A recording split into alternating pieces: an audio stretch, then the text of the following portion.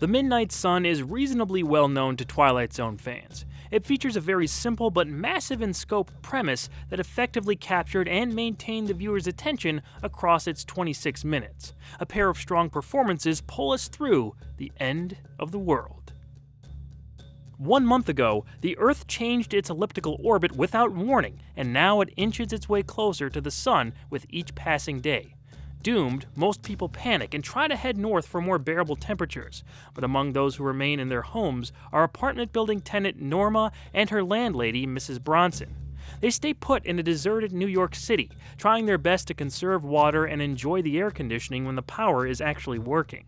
Sometime after seeing off the last family in the building, a man breaks into the complex and steals Norma's water. Left alone, the pair begin to surrender to the intolerable heat as the world proceeds, without hope, into the boiling embrace of the star that was once representative of a typical pleasant day. Anton Leader directed his second and final Twilight Zone installment in The Midnight Sun. You may remember him from his first, Season 1's Long Live Walter Jameson, when we began covering the show in 2020. That episode isn't talked about as much as its more popular peers, but it's a classic in my book. The tension and ending to that story has stuck with me years after seeing it. The Midnight Sun isn't quite as memorable for me, but it's still a strong chapter in this third season. While the concept is wildly different, a familiar looming sense of dread clearly defines the mood. To get this cast to feel some of the environment described in the story, Leader heated up the soundstage a bit. There was already no air conditioning and they were filming during the summer, but he did go out of his way to get an electrical grip to make the space even warmer. That seemed to do the trick, because I could feel the fatigue emanating off the screen. The director only had $52,577 to work with. Fortunately, due to how the story was framed, the production convinced us the world was ending just by showing a small piece of it. Rod Serling himself penned this script. It's not the first time he took on the end of the world, but this has a very different angle to something like Time Enough at Last. There's no real commentary that I picked up on about an ever-present nuclear threat. Instead, there's an acceptance to Earth's destruction felt in our two main characters. They still have their panicky moments, like when Mrs. Bronson rapidly tries to get a drink of fruit juice from Norma, but because of the exhausting heat, the whole tone of the story feels like it's drearily moving along, in a good way. Van Cleve's wearisome score definitely helped. In a break from the slower scenes, the looter who forces himself into Norma's place ups the immediate stakes. She at first chases him away with the threat of a gun, but Mrs. Bronson opens up the door when she thinks he's gone away, allowing the intruder entry. He easily disarms Norma and takes her water, but then comes to his senses. The man tells the story of how he lost his wife and newborn baby to the heat. He admits he's acting irrationally, as everyone in the world is at this point. I'm not a housebreaker. I'm a decent man. I've been walking around all day trying to find some water. I wouldn't do you any harm.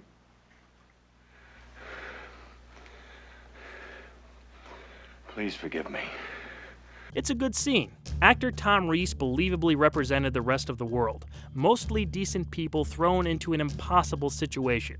Of course, Lois Nettleton and Betty Gard led the way in their performances. There's a calmness to Nettleton's Norma that came across well. I can't live off you like this, Norma. You need it for yourself. Mrs. Bronson, we're going to have to start living off each other from now on. Here's looking at you. Gard had already shown up in another Zone installment, The Odyssey of Flight 33, but had much more to do here. She does a great job of going just up to the brink of losing it before the Norma character pulls her back. Sorry. I'm acting just like an animal, aren't I? Bottom line, this was a very solid small cast, and it needed to be that way for this script to work.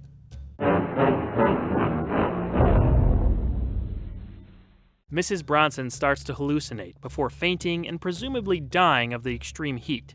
Norma grieves her friend and looks around the apartment to see that her paintings have begun to melt and the thermometer in the window has burst. She screams and falls to the ground, the sun continuing to get closer and closer. We jump cut to that same apartment window, but snow falls outside of it. It's revealed that Norma has been sick and everything that came before was a fever dream. A doctor tends to her, then talks to Mrs. Bronson about the sad state the world is in. You see, Earth isn't moving toward the sun. It's moving away from it. Every day is colder than the one before, as the planet and all life within slowly freeze to death. Still in her fever, Norma mentions how nice it is that they have coolness and darkness, a statement that Mrs. Bronson unenthusiastically agrees with. This is a very Rod Serling-esque twist. Not to say that it was expected, but flipping the on-screen situation to the exact opposite fits right in for what the series is known for. I don't think the Midnight Sun has anything overly important to say, except maybe that society would fall immediately upon a doomsday scenario. This is more of an atmospheric, raw episode that focused on the small interactions of the few characters involved. The melting paintings were the standout visuals here, and they pull them off by painting with wax on a hot plate. They turn the hot plate on, and voila! They're very effective in the final scene of Norma's fever dream. It's unfortunate that our main character wakes up in another nightmare. She came off very likable, and it would have been nice to at least have seen Lois Nettleton in another TZ story, but that never happened. Although, she would re-team with Serling in an episode of Night Gallery. On a final technical note, Rod's ending narration sounds uncharacteristically tinny. The poles of fear, the extremes of how the Earth might conceivably be doomed.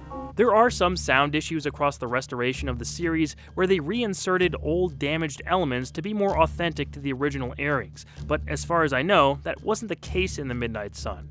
What I do know for sure is that this installment was adapted into a graphic novel in 2008.